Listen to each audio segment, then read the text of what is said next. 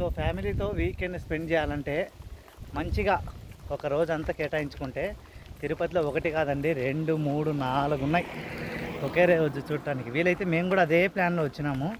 మరి ఎన్ని places visit చేస్తామో ఎన్ని కవర్ చేస్తామో నాకైతే తెలియదు. మేమైతే అట్లీస్ట్ 2 or 3 ప్లేసెస్ అనుకున్నాం. ఇప్పటికే ఆల్మోస్ట్ 12 o'clock అయింది టైం కదా. టైం ఎంత అయిందిరా? చాలా మంది అడుగుతారనమాట ఏమంతా సోలో ట్రావెలింగ్ అని. యాక్చువల్గా నేను సోలో ట్రావెలింగే, బట్ ఫ్యామిలీతో వస్తే మా వైఫ్ వస్తుందండి ఖచ్చితంగా.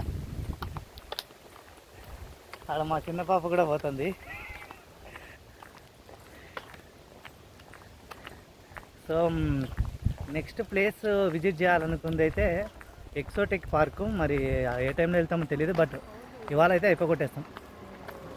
ఎందుకంటే వచ్చిన దానికి ఆ ఖర్చు కాస్త బ్యాలెన్స్ చేయాలి కదా అట్లా.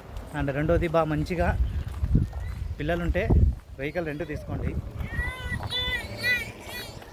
పిల్లలు లేరు అని అనుకుంటే ఎంచక్క మీరు ఇంకా న్యూలీ మ్యారీడ్ కపుల్స్ అయితే ఐ రికమెండ్ మస్ట్ వాక్. ఎందుకంటే ప్రతిదీ చూడాలి అని అనుకున్నప్పుడు మనం బైక్లో కవర్ చేయలేం. ఓకేనా? మా చిన్న పాప హాయ్ చెప్పు చిన్న. ఇది కూడా చెప్తా, చెప్పే హాయ్. అదండి. సో వెళ్ళిపోతున్నాం. నేను లాస్ట్ టైం ఒక 3 or 4, 5 years బ్యాక్ అనుకుంటే వచ్చింది. నేను మా బావ వచ్చిన సందీప్ పేరు.